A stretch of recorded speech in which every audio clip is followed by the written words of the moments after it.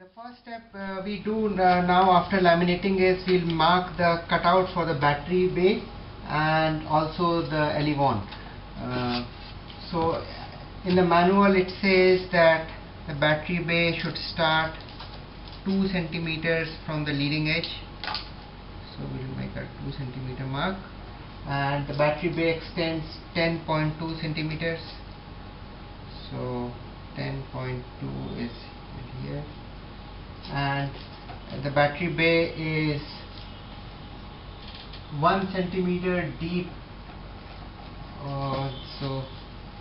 Can you hold the scale? Just till one point, I think. So I had a little. 1 centimeter is this, and straight line. Hold the scale. Straight line. Here. A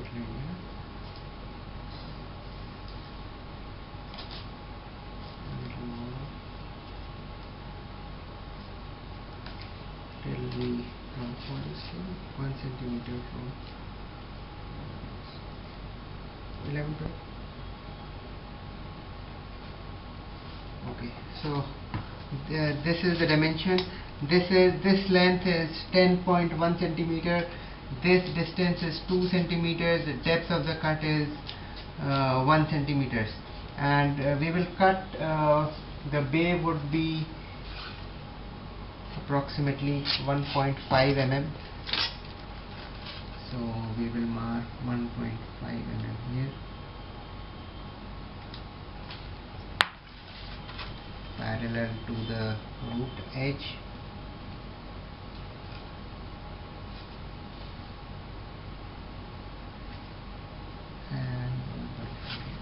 So now we are going to remove, we have marked this. So this is again 1.5 centimeters, depth is 1 centimeters, 2 centimeters from the leading edge. This is the whole thing is 10.1 or 10.2 centimeters, and this is the battery bay. So before we cut it out, we'll also go ahead and check the manual and mark out the elevon dimensions. Okay, and then we'll cut it all together. So elevons are, the first step to mark the elevon is to draw a parallel line 6 centimeters from the trailing edge. So we mark 6 centimeters on both sides and use a straight edge to draw a line here, 6 centimeters.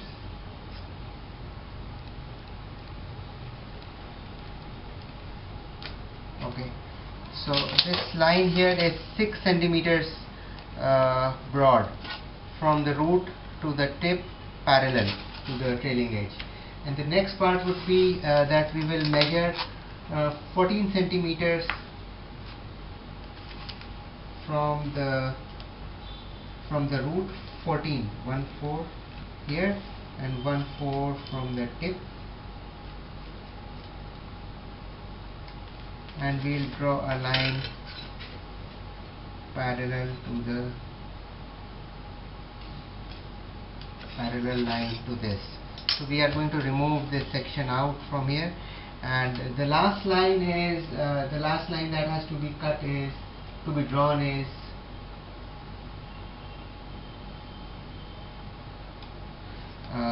so this is 6 centimeters. We'll take a half point here, which is 3 centimeters. This is the midpoint of this, and we'll take the length of the elevon now is approximately 39. So we'll take this till 1/3. So 1/3 of the elevons will be cut off. So we will draw the line.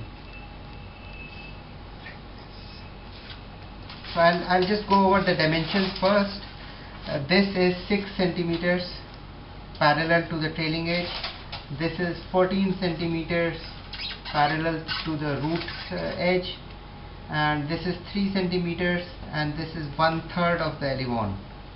So whatever your elevon is, it could be 39, it could be 40, just divide it by 3, and that is where you draw this line. So now what we are going to do is we'll cut all these sections. I'll just quickly mark some lines and we'll illustrate in the video, in the manual, which part will be cut off.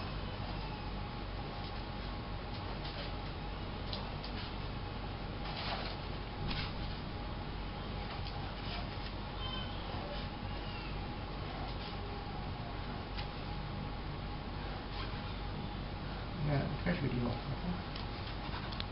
Okay, so the shaded area is what we are going to cut off here.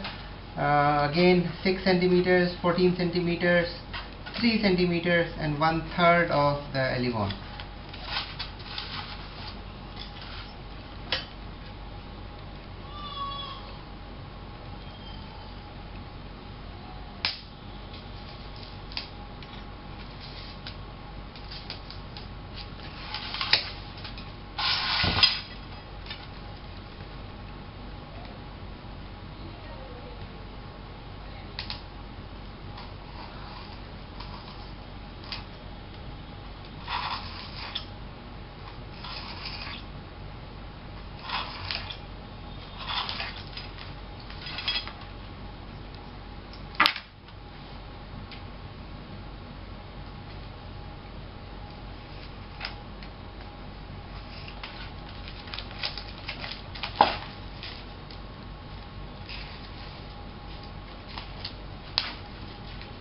This is removed.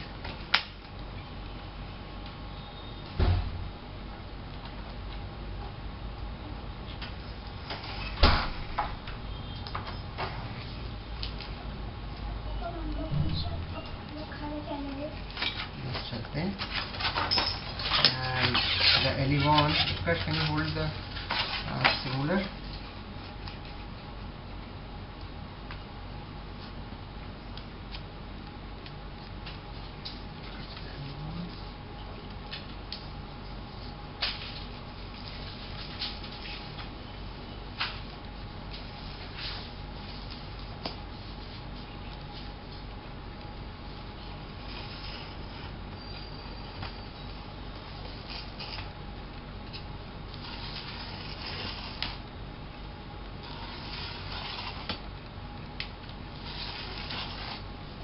Use multiple passes to cut all the way through to the other side, the lamination material on the other side.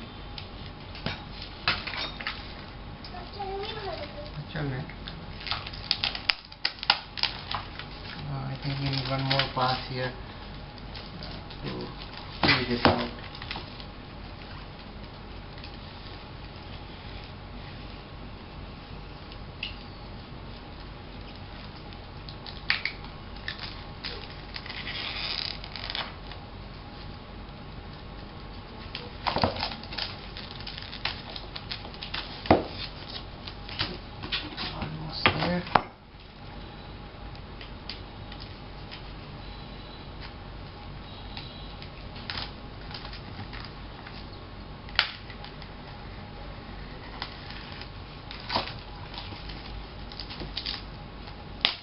Okay, so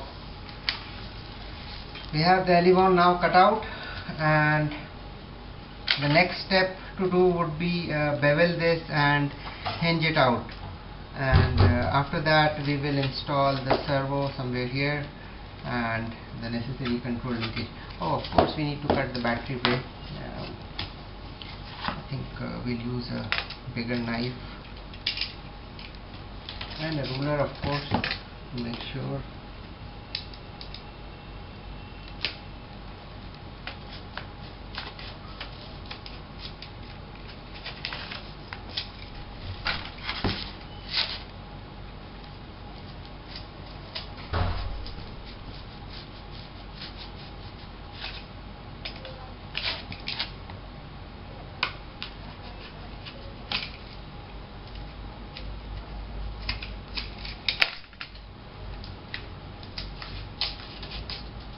And neatly cut out the necessary battery bay area.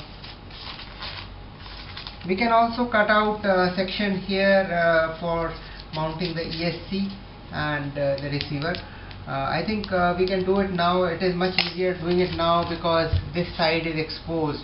After the wings are joined, then making the cuts becomes slightly more difficult, but for that we'll have to measure the ESC and the receiver. We'll do that in a couple of minutes, but first we'll create the hinge on this elevon here, and we'll then proceed with the build. So regarding hinging, what we will do is that we are going to bevel out the bottom part, and so the bevel would go like this. So the bottom part would be sanded, the top part will remain the same, and the hinge line would be on the top. So basically the elevon can move down and up from that point. The movement has to be very little. It's not a 3D plane, and flying wings require very little movement of the control surface. So we do not need to sand much, but we'll just do that in the next video, and we'll be back doing that. So now we are going to create a bevel for this. The first step to creating a bevel is we will approximately remove 1 centimeter of the lamination from the back end of the elevon, and so we can draw a line and cut, or we can just cut it approximately 1 centimeter. Gently cut it so you do not cut the foam on the back side of the elevon. Okay, and we will take away this material. And now what we are going to do is, the top part does not need to be sanded, only the bottom part will be sanded. So we'll take some sandpaper and gently sand, so we do not want the foam to break.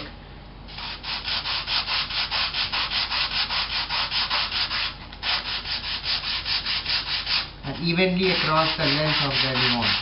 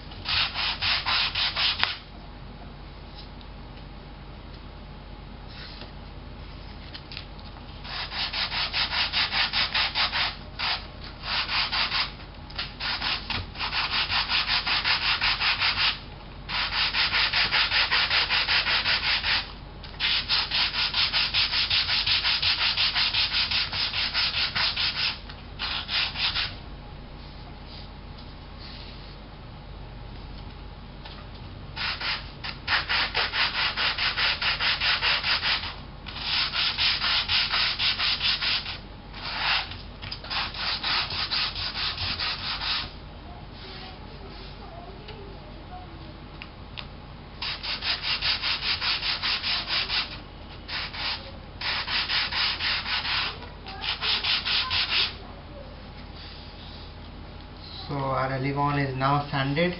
As you can see, the bevel has been created. So this will allow the elevon to go downwards like this. So approximately a 30-degree angle is usually sufficient. So the hinging would be done in 4 steps as described in the manual. The first step is to put 2 or 3 small parts of the tape on the left, center and the right sides while the elevon is held in a deflected position. And the next step is to glue the full length of the tape, and the third step is to fold back the elevon to this point and put a small piece of tape here, and the fourth step is to glue to put some packing tape across the length of the elevon on this side. So these are the 4 steps we are going to follow now. Let's take some packing tape, and so we have to when creating a hinge, we have to be careful of 2 or 3 things. One is that there should not be any slop in the elevon. There should not be any hinge gap here, so the elevon should be very tightly fit into here and no slop, so it should not be loose or move up and down. If it does that, then you should go ahead and retry the hinging procedure.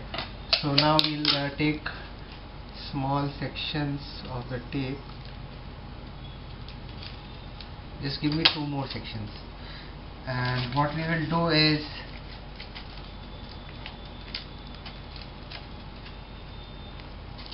align the elevon on the top edge in a deflected position and put the tape. 3 points are usually sufficient. Just be sure to deflect the aileron.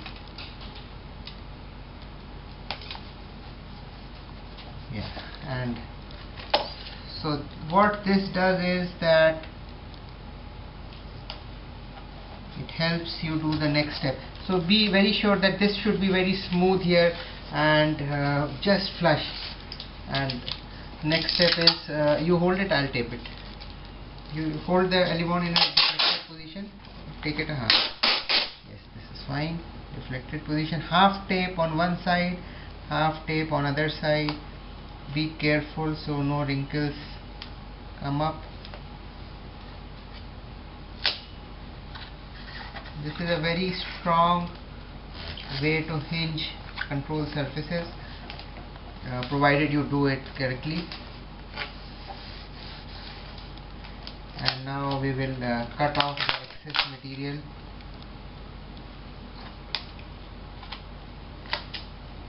And trim off the excess here and on this side as well.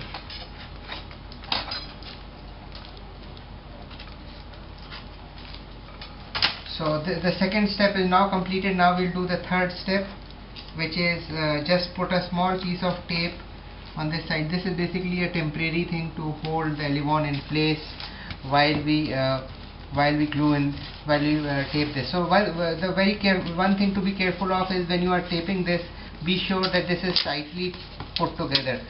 And you hold this, I'll tape it. So what we do is that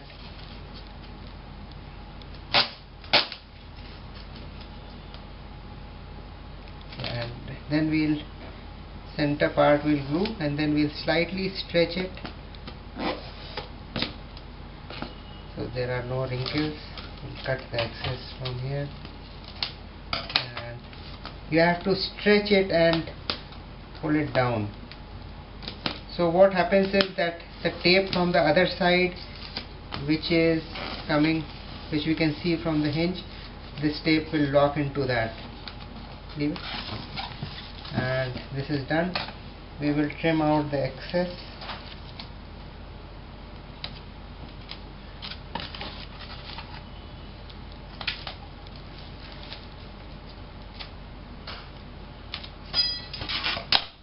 And that temporary tape we put in, we can now remove, and our control surface is now hinged.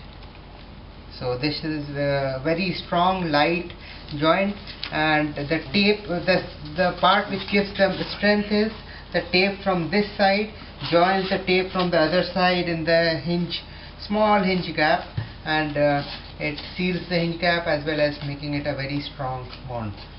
So this is hinge now, and I think at this point we are ready to install the servo and create the cutout for the servo wire.